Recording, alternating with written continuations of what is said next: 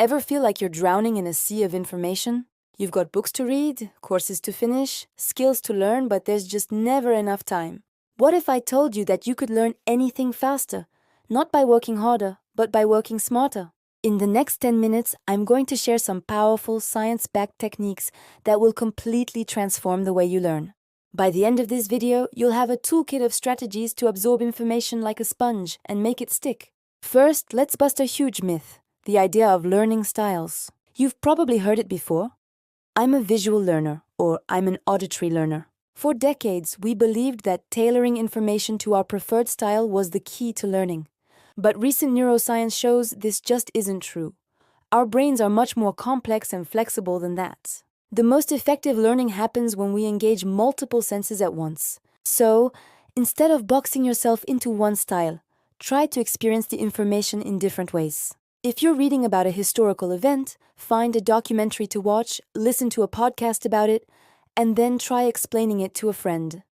This multisensory approach creates stronger, more interconnected neural pathways, making it much easier to recall the information later.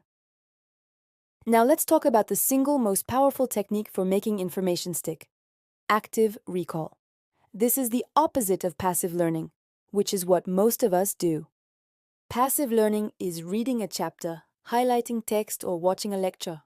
You feel productive, but your brain isn't really doing the hard work of building memory. Active recall, on the other hand, forces your brain to retrieve information from scratch. It's like flexing a muscle. The more you do it, the stronger the connection becomes. So, how do you practice active recall? It's simple. After you learn something, close the book or pause the video and ask yourself, what were the main points? Can I explain this concept in my own words? Try writing down a summary without looking at your notes. Or even better, use flashcards, but don't just passively flip through them. Force yourself to say the answer out loud before you check the back. This act of struggling to remember is where the real learning happens. It signals to your brain that this information is important and needs to be stored for the long term. Next up is a concept that works hand in hand with active recall: spaced repetition. Have you ever crammed for an exam, aced it, and then forgotten everything a week later? That's because your brain discards information it doesn't think you'll need again. Spaced repetition is the solution. It's the process of reviewing information at increasing intervals over time. For example, you might review a concept one day after learning it, then 3 days later, then a week later, and so on. This system hacks your brain's forgetting curve. Each time you're about to forget something, you review it. This reinforces the memory, making it stronger and more durable. You're essentially telling your brain, hey, this is actually important, don't throw it away.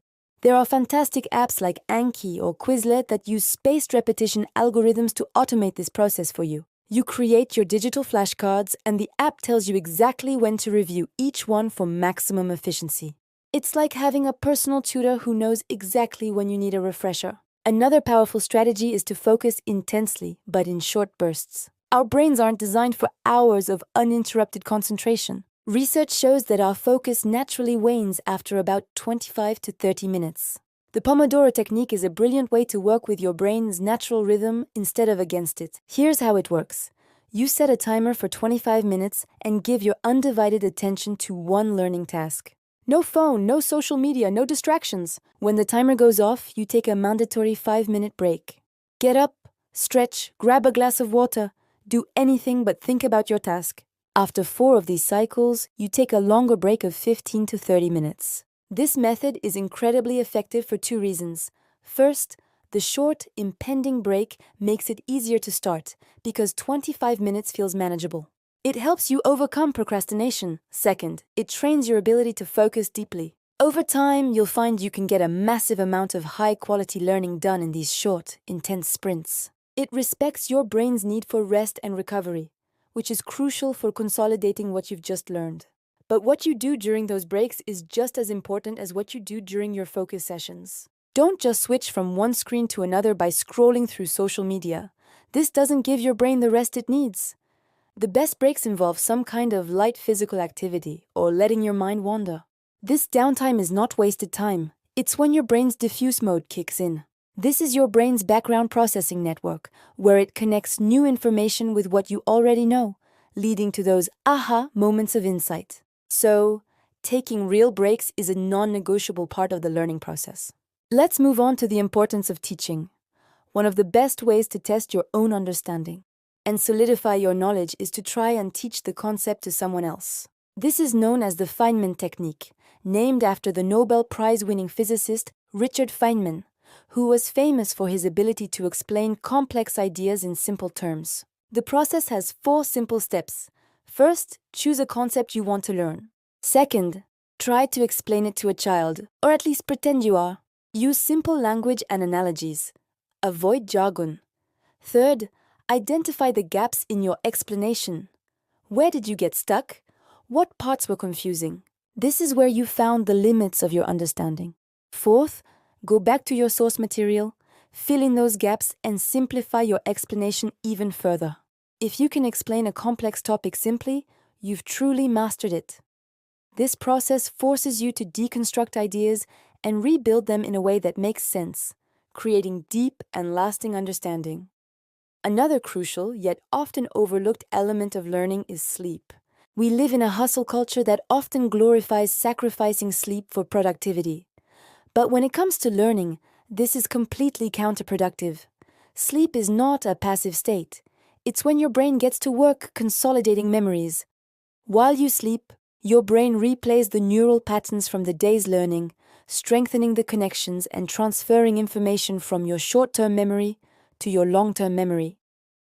Think of it like this. Your brain during the day is like a library receiving new books. Sleep is the librarian who takes those books, catalogs them, and places them on the correct shelves so you can find them later. If you don't get enough sleep, it's like leaving all the new books in a messy pile by the front door. They're technically in the library, but you'll have a hard time finding them when you need them. Prioritizing a full night of quality sleep is one of the most effective learning hacks there is. Finally, embrace the mindset of a lifelong learner. Curiosity is your superpower. Instead of seeing learning as a chore you have to complete, view it as an adventure. Ask questions, get curious, explore topics that genuinely excite you. When you're intrinsically motivated to learn something, the entire process becomes easier and more enjoyable. The techniques we've talked about, active recall, spaced repetition, focused bursts, and teaching others, are the tools. But your curiosity is the engine that drives it all forward. Don't be afraid to make mistakes. Mistakes are not failures, they are data points.